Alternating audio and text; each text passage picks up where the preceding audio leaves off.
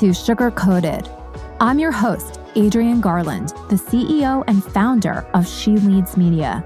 For far too long, women have been conditioned to sugarcoat their words, their actions, and the way they show up in the world, and to conform to certain cultural norms and ideals.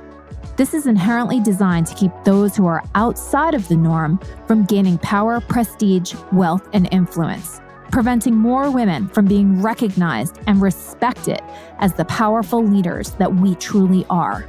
Join me each week as we dive into raw conversations with remarkable, uncompromising, and inspirational women that will encourage you to strip away your sugarcoating and move boldly in the direction of your magnificent dreams.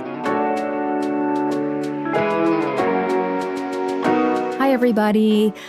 This is Adrienne Garland, and welcome to Sugar Coated.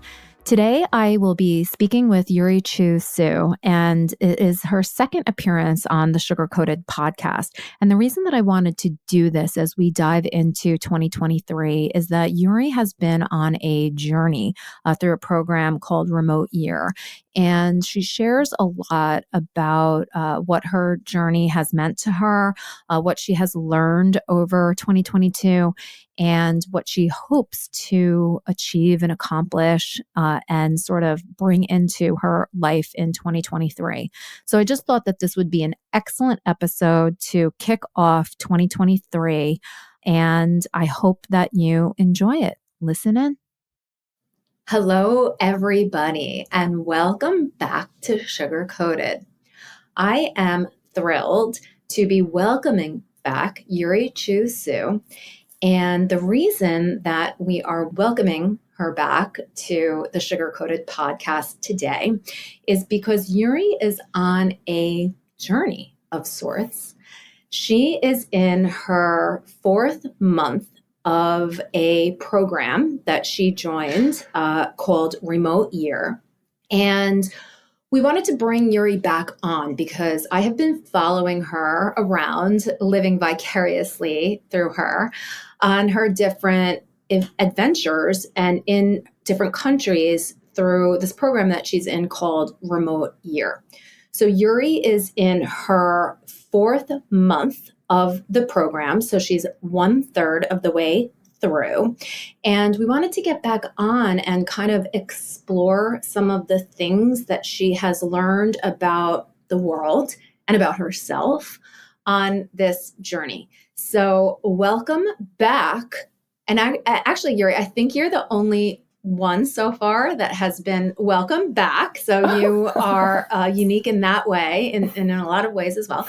But you are coming back to give us a little insight on what it's like and what you have experienced so far and what you hope to experience going forward. So let's just kind of dive in. Where are you right now? Hi, Adrienne. It is a pleasure to be back. I am so excited. To answer your question, currently I am in Cape Town, South Africa.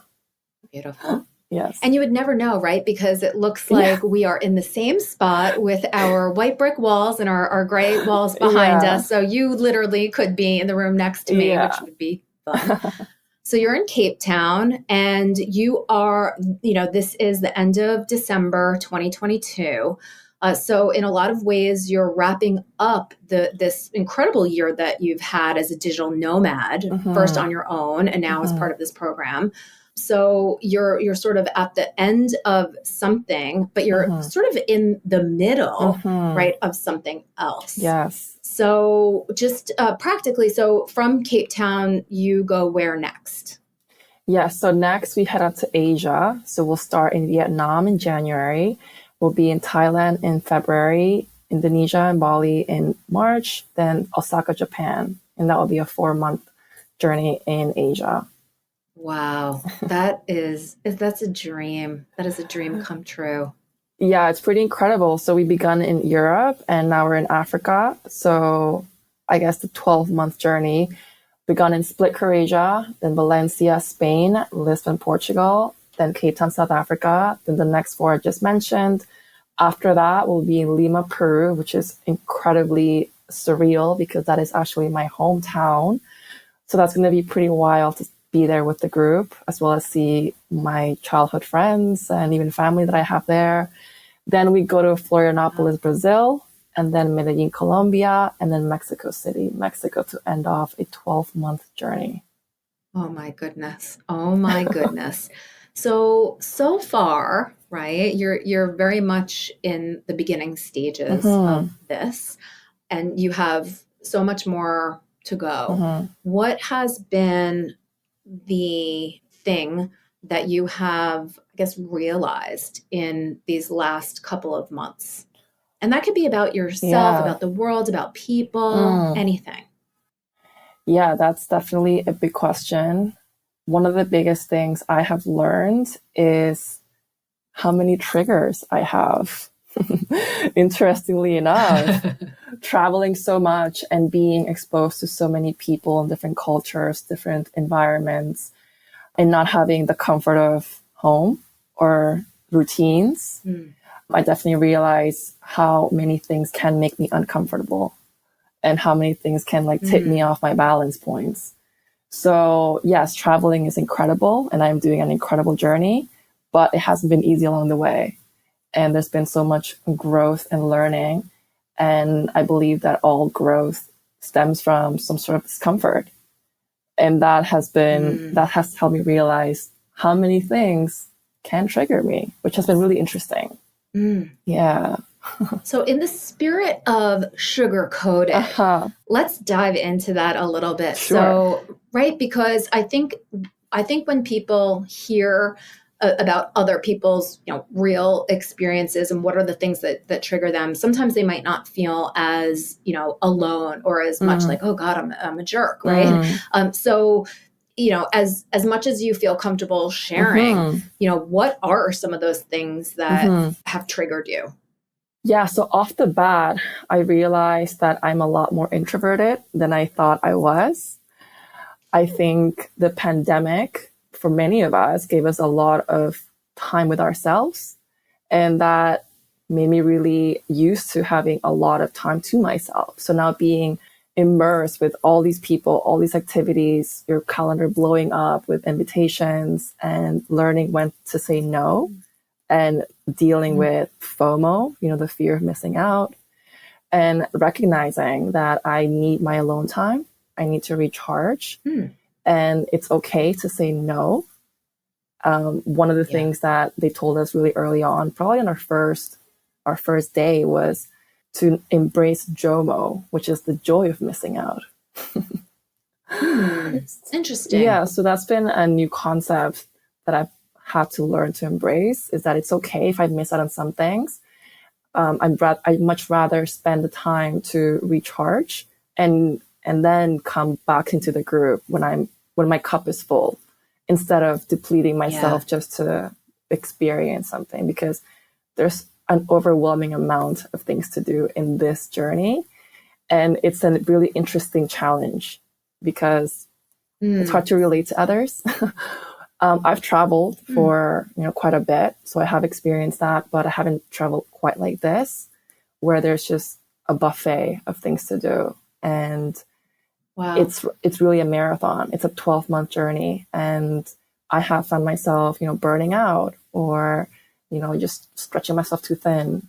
So just recognizing that I have an introverted side of me, and that's okay. So that has helped me accept myself better.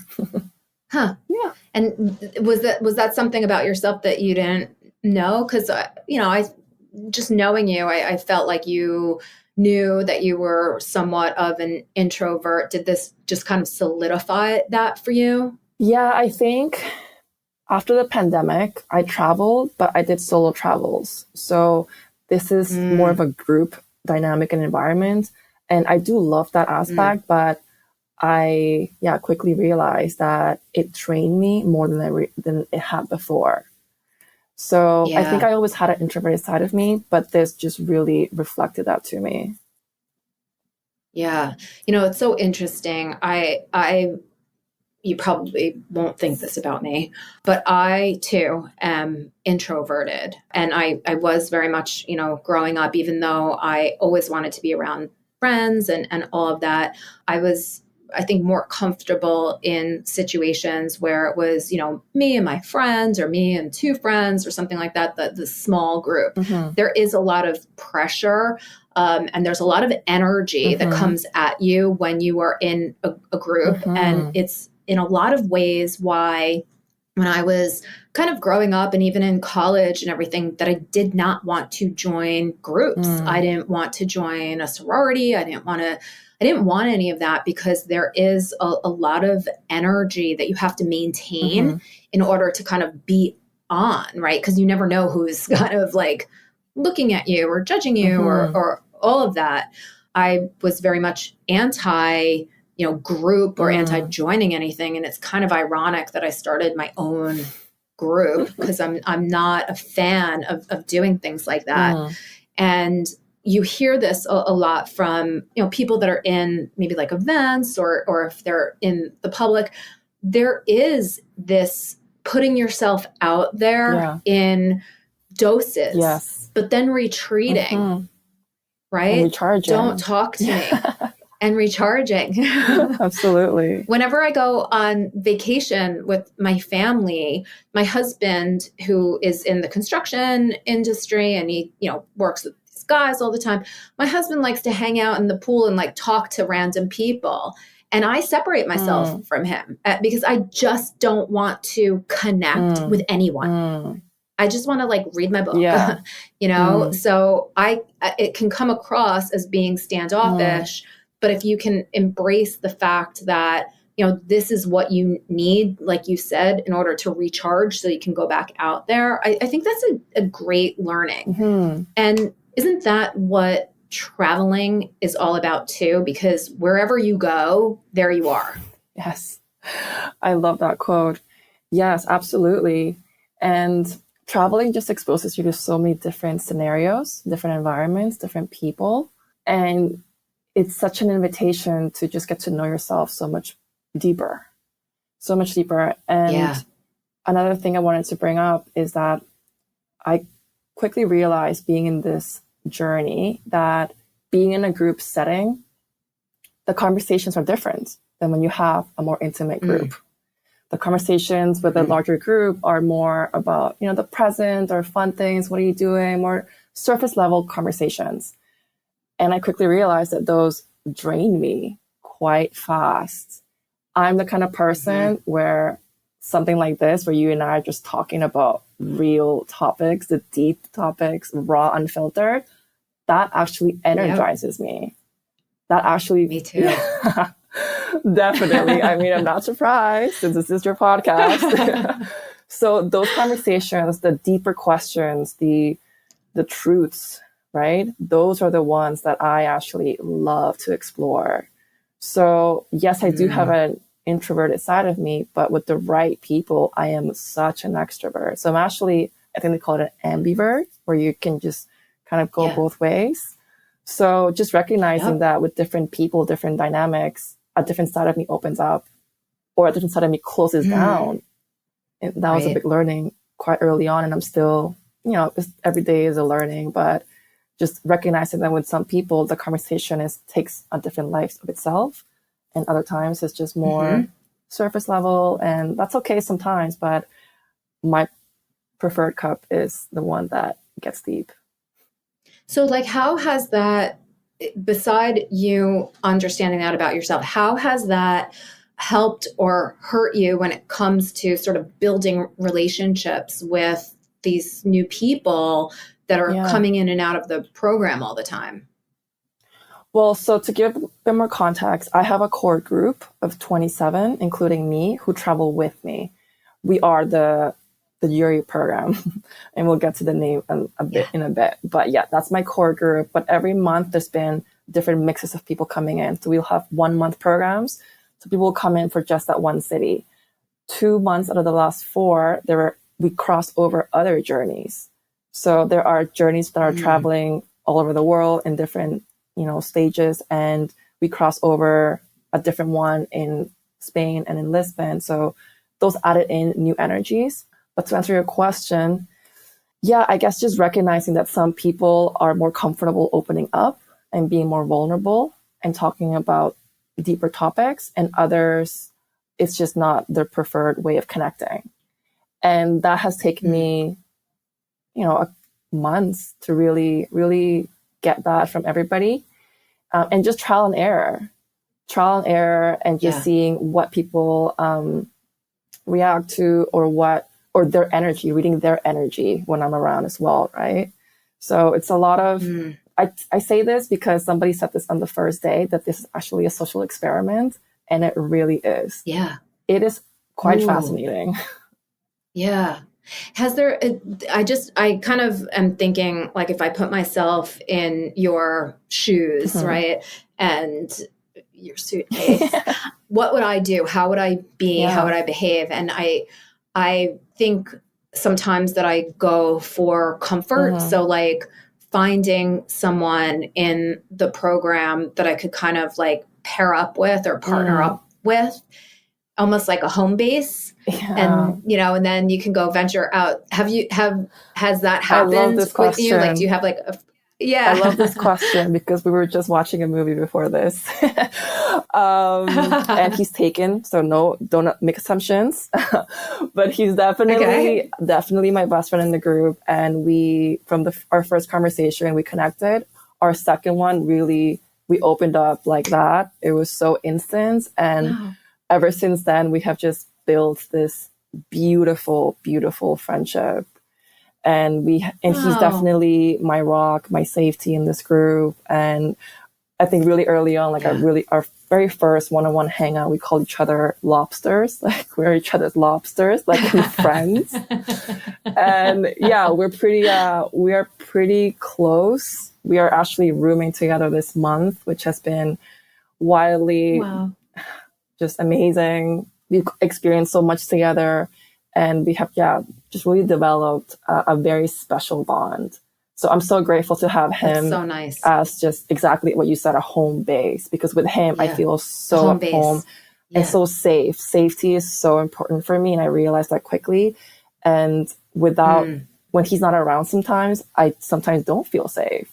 So I definitely see how my energy is different. But when he's there, it's like, okay, he's got me. And he's had me in many ways. So I definitely appreciate him a lot. That is so amazing. And I could see myself needing that as well, but also being able to kind of like venture out and do things and then, coming back and saying, oh, this is what I did today. Right. I just love that. I do think like even in the corporate world, I always sort of had my, my business my business BFFs, no matter what. And I think that that's so important. And I think just from like a social perspective. Now, my question to you too is you on this, it's not like you're flitting around the world, you're working too. Absolutely. So you're having to balance this working and paying for this experience that you're on, in addition to exploring who you are, exploring these different cities, absorbing everything. You don't want to be in this beautiful place and just working the whole entire time. So how are you kind of balancing that? Yeah, thank you for that question. Definitely, it is a challenge because like I said, you have a buffet of things to do, people to talk to, things to see. And I have commitments. I have commitments to my clients, personal goals and such. So just being diligent about my goals, using my calendar a lot, blocking out time for things that are important to me, which is definitely a challenge. But what I will say is that Remote Year, the way that they structure their programs is that they always give you a co-working space, which you can access 24/7 with reliable Wi-Fi. So you always have a place that you can quietly get some work done. And I really enjoy that aspect. For example, in our co-working space here, we have a great space it feels like a startup office, like really fun, just really fun energy on top of a market by the water. Like it is beautiful. And funny enough, from the view of the co-working space, I can see the mountains and boats and the PwC building in Cape Town. Oh my God. So that was quite an experience. But to answer your question, having that really helps stay focused and disciplined, and also knowing that not everybody, but most people on the program have jobs, have commitments, have their 9 to 5s or their own businesses. Then you're not alone. You're not the only one who has to work. You see other people who are grinding and getting their work done, and it encourages you to do yours as well. And I guess obviously funding the program, that is a responsibility that we all have. But I think just the fact that I'm not alone in this journey is a huge thing for me. Now, do they help? Just a question about the program. Do they do any type of like classes or workshops that help with business building? So it's not all just travel, culture, fun, right? You have to work. It makes it possible almost to do the program. So what kind of support and resources do they provide? It's a bit limited, I will say. So we do have some, activities where we introduce ourselves and we share what skills we have and what we want to learn. But the next step beyond that is on you. They don't really host workshops or skill shares, but that's a great idea. I think that's actually something that Familiar is missing, which I love. I love skill sharing and workshops, but they really leave that up to us. They leave that up to the participants to do and to kind of like create on our own. Figure it out essentially. Yeah. So that hasn't quite happened in our program, but you have just definitely planted a seed in me. So next time we check in, we'll see what I have done with that. Yeah, maybe you can pilot a program or something, or even start like your own little cohort within the cohort, Definitely. That would be very cool. So what's like one of the, let's do a happy moment, scary moment thing, right? So like what was one of your like happiest, most free moments from, when you started to sitting here right now today? Happiest free. The one that comes to mind is one that happened, I guess, 4 days ago on Christmas. It was a very different Christmas for all of us. We were all here together, obviously without our families or home.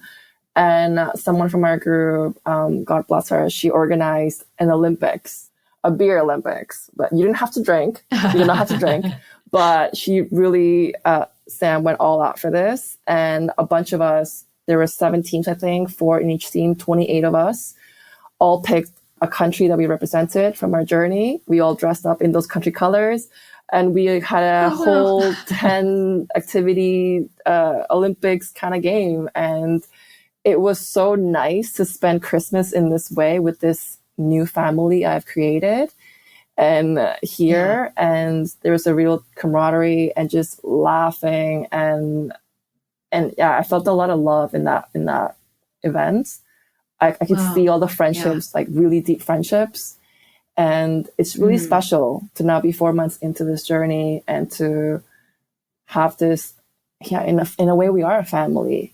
There isn't many experiences like this, and we can all relate to each other in some way. So that was, and actually me and Max were randomly generated in the same team, and we represented Peru, my home country, and we won, which was so fun. Of course you did. It was really fun. Of course you won. So we had a lot of fun. I was so happy that I was there with my friends and with Peru. It was just really special. There's something really special about it. So that was the highlight. God. That is amazing. Of course you won. I don't expect anything less from you. That is so great. I did not expect to win, but... It's so funny because, you shared when we were first talking that the program that is actually called Your Name, which is so bizarre. So the name of the program, the cohort you're in is called Yuri, and your name is Yuri. That's bizarre. And you didn't know that going in. I did know this going in. So the actual context of this is that I was going to do a 4-month journey in Asia with Remote Ear. And the day I was going to go on a call with them to pay my deposit, I was scrolling on the website and I was scrolling all the way down, and the last journey I see says Yuri Journey. And I screamed a scream I've never screamed. And I clicked into it, and it said all the list of all the cities, and it said have the most transformative year on Yuri. No joke. Oh my Yeah. gosh. So, if that ain't a sign. I mean, and it's hilarious because obviously people know of me, right? In some way, like when I first met the group, people were, oh, you're Yuri. Oh, okay. Like that's because, I mean, it's quite a story. Yeah. But it's hilarious. Like I think the first walking tour we had, the city manager, she goes, Yuri, to the group. And I kid you not, I turned around so alerted. And I was like, okay, I'm going to have to get used to this. Like it's not just me anymore, but yeah, I see my name everywhere in all ways. I actually have a note on my phone of all the ways I've seen my name be used. And I think I'm up to like 30 probably. Wow. And it's really funny. Yeah, it's a story I will never fully believe, but yet it is my life right now, which is quite crazy. It's so interesting too, because I like it that you're keeping track of all the different ways that Yuri is being showcased, because it can, parallel your life, right? We're not just one thing. Wow, that is very profound. Yes.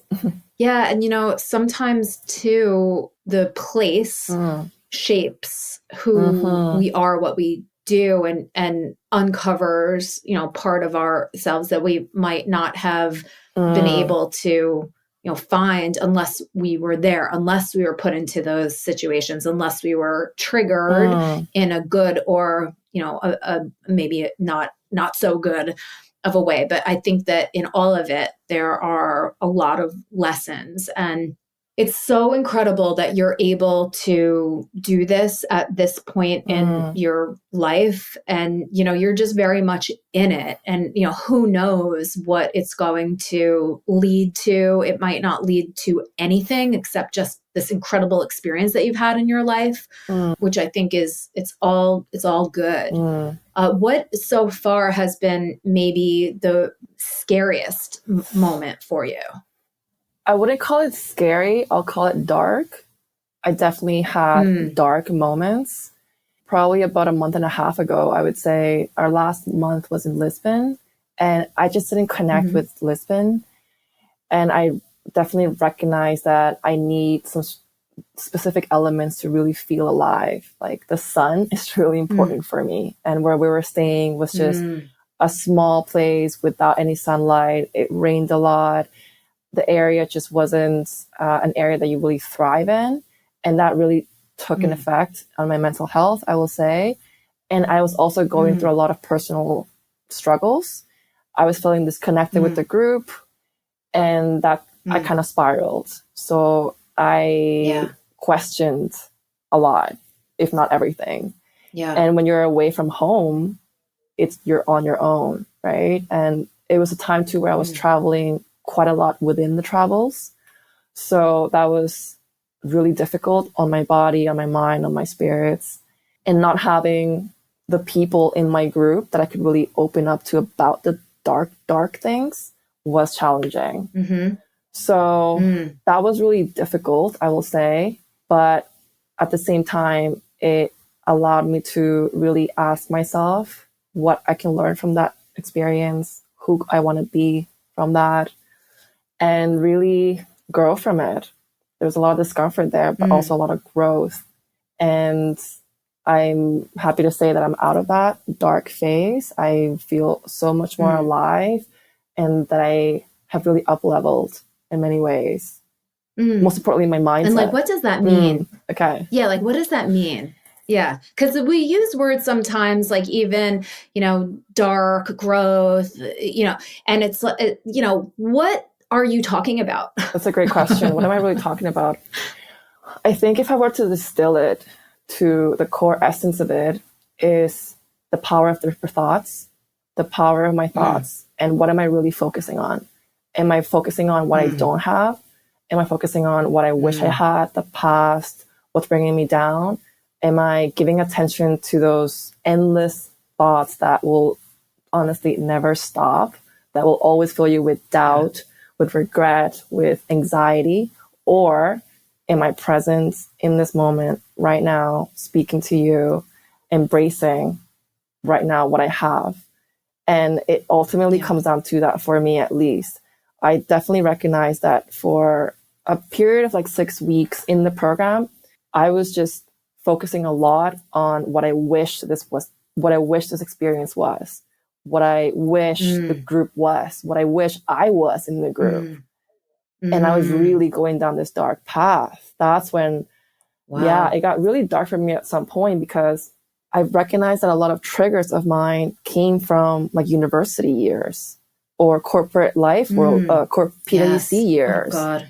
And then I'm really critical of myself. So I judge myself, like, why am I still thinking about this? How am I not over this? I know. Why am I reminiscing on this that happened 10 years ago? And then those voices became really dark, and then blah, blah, blah, blah, blah. Right? So, it was like this dark hole that I was digging a grave into. I mean, as somber as that sounds, but. Well, I think so many people can relate to that. And I think that that is maybe what our mind is supposed to do. I've listened to a lot of different other, podcasts and things like that. And just even with yoga, it's like your mind, when they talk about meditation, right? It's not about quieting and not allowing thoughts to come. One of the things I heard the other day, and I don't know where I heard this, but I thought to myself, damn it, that just makes so much sense. Even when you're meditating, your kidneys are working, your blood is flowing. It's your organs are doing the things that they were designed to do. Your mind is an organ, and it's doing the thing it was designed to do. So you're not going to stop your blood from flowing. Right? So you're not going to stop your mind from doing the things that it's supposed to do. So in that knowledge, right, can come peace, because you don't want to stop your mind, actually, right? But you're not focused on your blood going through your veins. So in the same way, if you can kind of take the focus off the organ, if you will. But I think so many of us do exactly what you described. It's like we rewind the tape of our mind and we play back, like, it's so stupid. It's like words we said, things we did, like, and then there's so much shame around it. Like, you're like, I am a fucking idiot. Why did I say this 10 years ago about this, blah, blah, blah, or such? Like, we have such a record of all these moments that we messed up, right? And what ultimately is happening is that our mind are ultimately just trying to protect us. Our reptilian minds are trying to protect us and not cause us harm. But the irony is that us thinking that and engaging in those thoughts is the harm that's causing us, that we are being caused right now, right? And accepting that that's part of the human experience, that no matter what we do, we will not shut our brains up, but it's more about what are we choosing to focus on. And as we're talking about this, the last book that I heard, that I just recently finished, is by Michael A. Singer, called The Surrender Experiments. And I have followed his work for a while. And that book I will recommend to everybody. And he noticed that very quickly, very early on, actually, that our minds never shut up. It's like having, as he says, it's like having an annoying roommate. They will never shut up, right? And he realized that we are not our thoughts. We are actually the awareness of our thoughts. So we are not the thought itself. We are the thinker behind the thought. So imagine being in a cinema, in a theater, in the screen. What's playing on the screen, all those images are your thoughts. They come on the screen and they go, they come on the screen and they go. But you as a watcher, you are actually the one watching the thoughts. If it's raining on the screen, are you wet? No. If there's fire on the screen, are you burning? No. So we always have a space between the thoughts. And it's in that space where you find the peace and you find the actual redirection of your mind. And that is a daily practice. It's a muscle that you have to build. And I've spent many years building that. And this dark phase that I just brought up was like an ultimate test. And for a little bit, I lost my footing, but thank God I got it back. How did you get it back? Like, did you just wake up one day and you're like, okay, I'm done with this crowd? I love this question because what I did actually was, and thank you to my friend Lily, she invited me, and who you met Lily. Yes, at your conference, you met Lady Wiggle. And she invited me onto this week-long meditation retreat, a virtual meditation retreat. And I had been curious about deepening my meditation practice and doing a 1-hour meditation. And this retreat was a commitment of 7 days straight, doing at least 1 hour of meditation and along other things with this group, for no money at all. It was just for the enlightenment of us. And it really deepened my not just my spiritual connection, but my love for myself. I was able to really process things. And when you're sitting with your thoughts and nothing else for 1 hour, you will have some sort of experience that will change you or impact you in some way. And I continuously had those over and over and over. And I will say that after that, I do feel like I up-leveled and I let go of so much that I was holding on. Wow. Yeah. It's so crazy, like the situations that we're in and the things that we do, they like take up residence in our bodies and in our minds. And I don't know. I have definitely struggled with a lot of that, and just kind of feeling like rewinding back, going through those things. And sometimes I literally have to look at myself in the mirror and say, stop it. Like, stop it. Because I mean, it's just so non-productive. It's things that happened 10, 20 years ago that have no bearing on where we are right now. I think so many of these lessons too can be applied to business.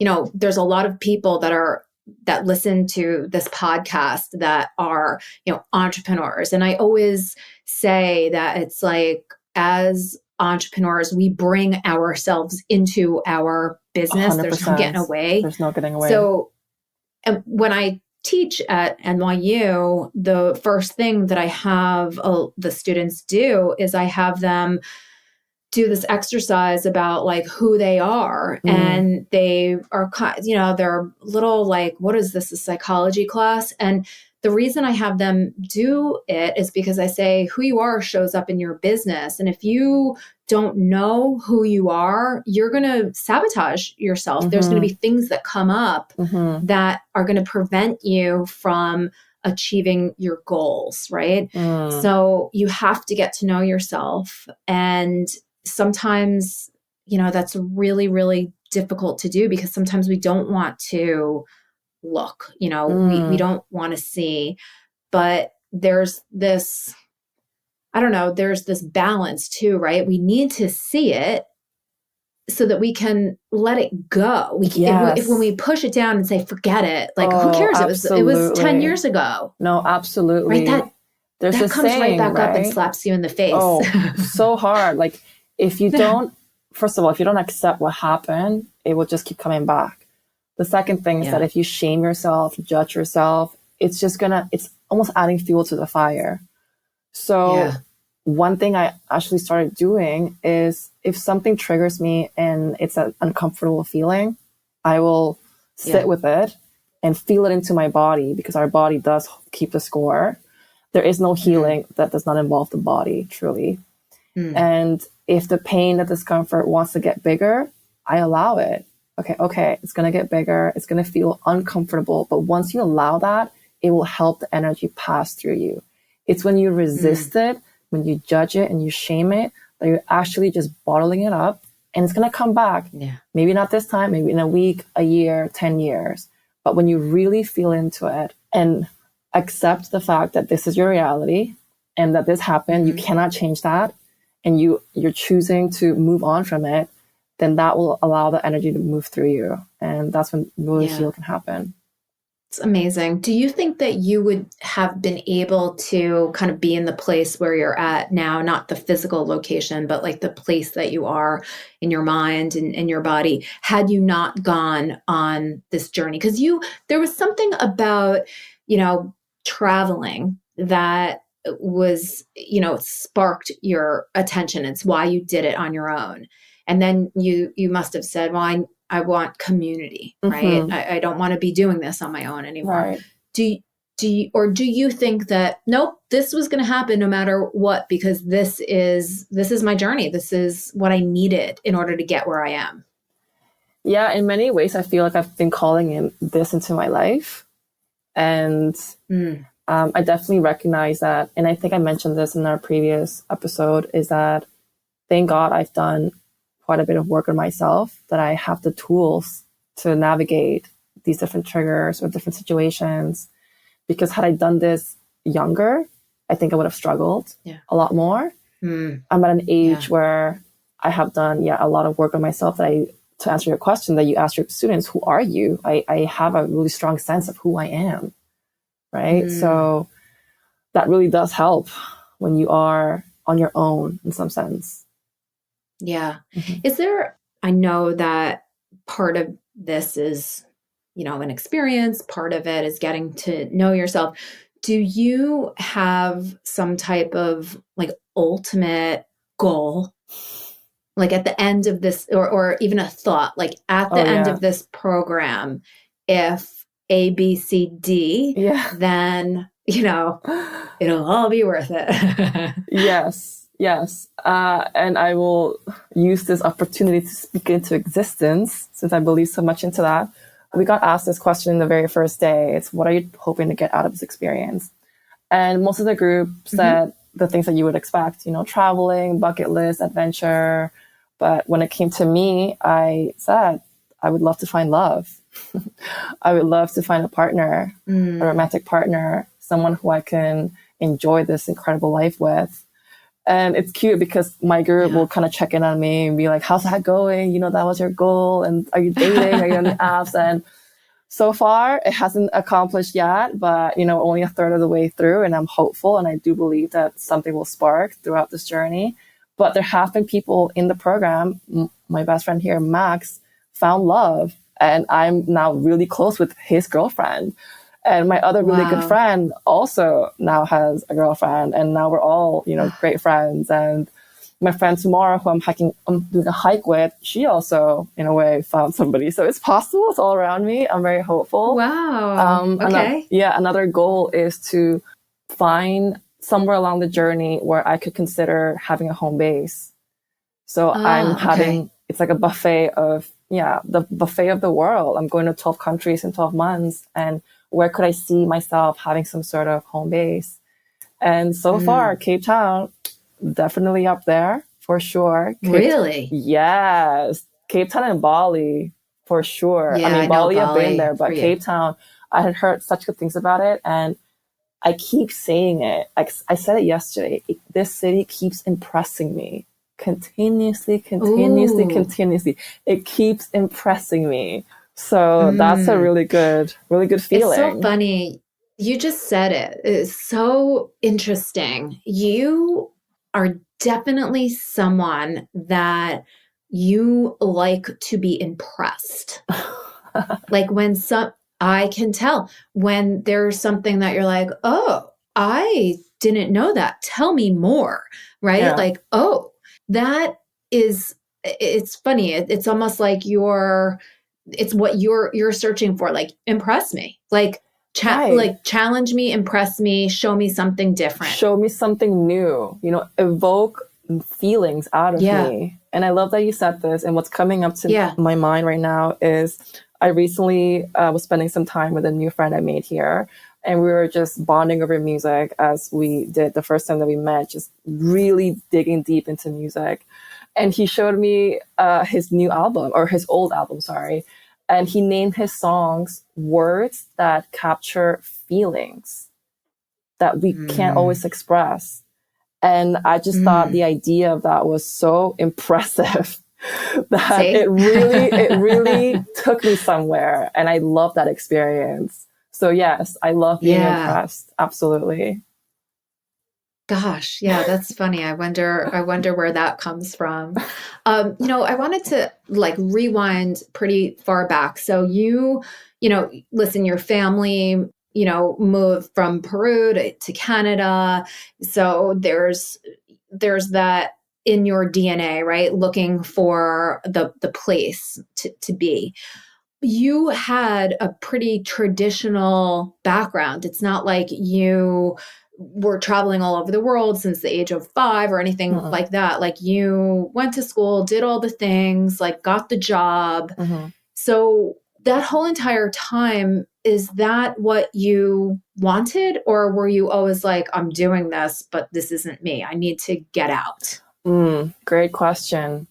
Yeah, I think early on, I felt a disconnect with where I was. Mm. So I've Mm. lived in Toronto for over 20 years. When I moved to Toronto from from Peru to Toronto, I was 9. And in my teenage years, I didn't feel that. But as I got older, I did feel like something was missing. Something was missing. Like, I'm not fully happy here. I'm not fully happy here. And then I started real traveling when I graduated university. And then I got a taste of the world. And I was like, okay, it's not here. But then I couldn't leave truly until I worked in PwC, and I couldn't leave until I got my CPA and all those things. But the whole time I had an inclination that I just wasn't home. So Yeah. the word home is loaded. It's super loaded. Like, what is home? And that's a great question for a journey like this. What is home? Yeah. Who makes you feel at home? Yeah. And that's something that I'll continuously explore. But I think I've always known that home is out there somewhere for me, and I'll have multiple homes. Like, for example, being in Bali, I had that sense of home, which is a sense that I did not have in Toronto. So it's interesting. I think it's fascinating. And I think that's why people continuously travel. To kind of find that sense.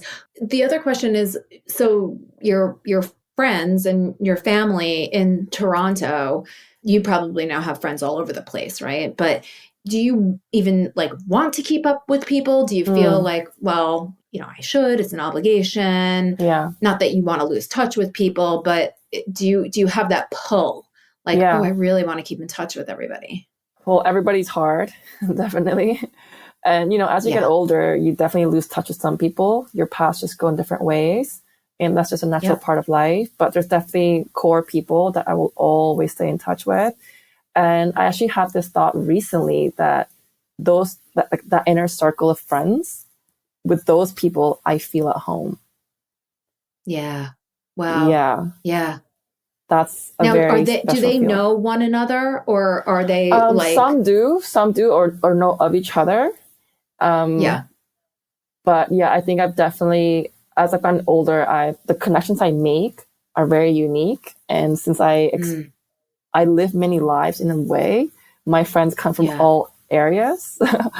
So yeah. I think a lot of people can relate to that, especially as you get older and kind of travel through life in general. You pick up different friends from different places, and they don't always, know one another or cross over. Sometimes I have to think like, especially I've made really good friends in the jobs that I was in. It's something that I miss a lot from the corporate world, because I did always make such great friends, and we were able to kind of find that bond within work, which is weird. But, sometimes I kind of almost want to write down like all the different people that I know from all these different things and like bring them together, and then I think to myself, oh no, she wouldn't like her.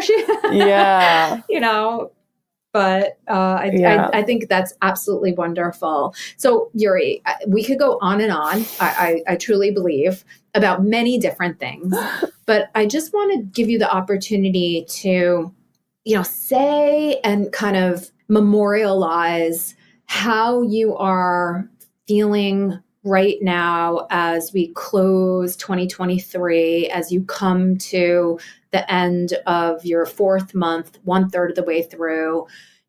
What do you kind of want to say and put out there? The thing that comes up to me or that comes to mind is a quote that I actually pulled up halfway through this episode recording because it just came to me and I feel like I have to say it. It is a quote that was said by Jules, who's one of our amazing, used to be a city manager in Valencia, who works in remote ear. And he shared this quote with us and it was very profound and I would love to share it on the podcast. Please so do. This quote says, to paraphrase something I read a long time ago, okay, once you start traveling, you can never go home. Your heart will always stay with the people you meet in the places you've been. You will forever be searching to put your heart back together, but you can't because little pieces are everywhere. Such is the burden of traveling, and there is no greater burden in the world.